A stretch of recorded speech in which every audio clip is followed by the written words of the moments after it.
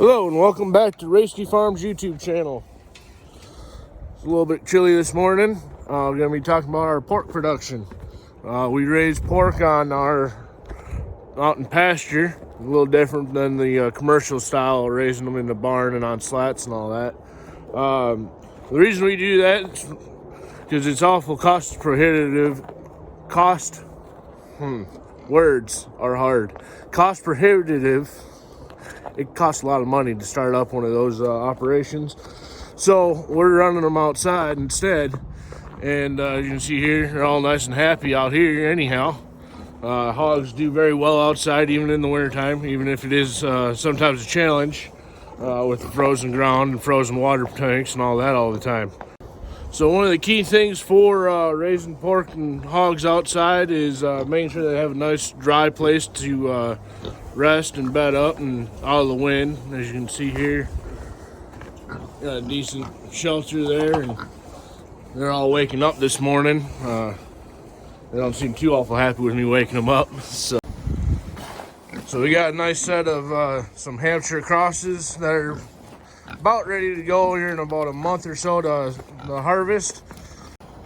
All right, now you see they're all up and awake and kind of moving around a bit. Making their way, making their morning routine, headed down the hill. Go get some water and some feed.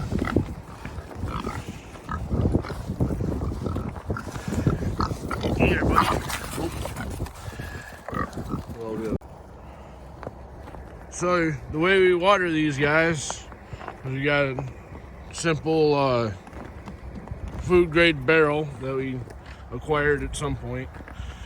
And we have a water heater inside there to keep the water nice and warm and thawed out. Make sure that these nipples work and suck on them and get the water that way. Biggest challenge in the winter is making sure that those are thawed out and keeping running. We do feed grain. Hogs do well with corn soybean mix and some minerals and stuff. The other thing that I do like about raising them out on well, I'd say it's pasture, but they kind of tore it up to where it's no longer a pasture, it's more of a dirt lot. But they get the roots and the bugs and all the other extra stuff that you don't get out of the grains. Alright, you can see they're kind of friendly sometimes, a little bit skittish other times. Pretty curious. Yeah. Not really wanting to pose for pictures, it seems. So now this is our feed system here. Got a little bit of snow last night, so it's got snow on top of it. So you're taking, as you'll see in the upcoming video of how we feed them up in here. Open up that lid, feed drains down through. Pigs open up these deals here. They got their corn and soybean mix and other secret nutrients for them to get the best quality pork possible. So as you see there, the pigs are opening up, getting their breakfast this morning.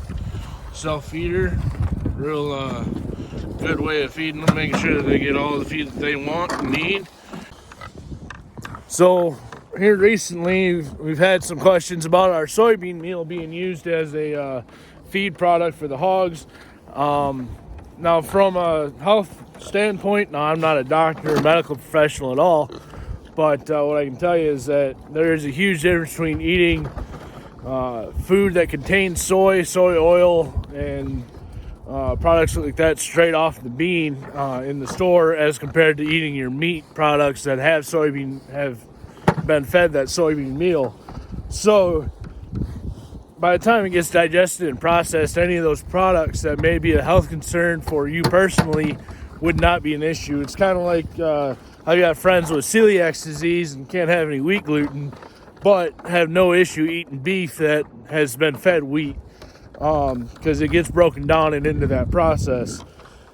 We have looked into other feed projects, potentially looking at dry distillers grains as a protein supplement, to replace that soybean meal that a lot of the larger larger farms have gone to. In fact, where I used to work out in West Texas on a feed yard, that's what we used a lot of, is dried distillers grains coming from the ethanol plants. It's another real good feed product, but we just don't have it really available in our area for our local feed mill that we get our grain from. The other thing that we do have is that our corn is all locally sourced here in Heartland, Michigan, or actually it's over in Highland is where this grain came from. Non-GMO corn, which actually was really surprising to me because I figured that the guy that grew that corn would have liked that Roundup Ready, but he goes non-GMO, and so that's where we're feeding as well. But with all that, we also do not feed any antibiotics on our feed. It's not required. It's just not a thing we do. We also don't have any antibiotics going to our hogs for town processing.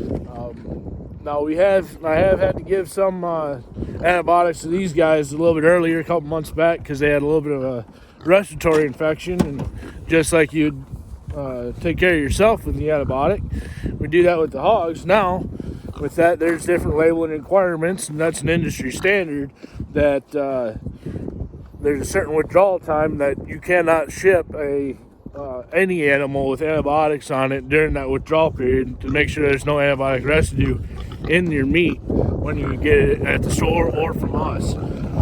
On top of that, we also do not use any hormones with these hogs. The use of hormones in your livestock is really mostly in beef cattle. It's an industry standard, and with the rest of the industry, most of your hormones are coming in or are not really needed because we've gotten the genetics right and being able to grow these hogs quickly as possible and with the right amount of meat and finish, which is fat.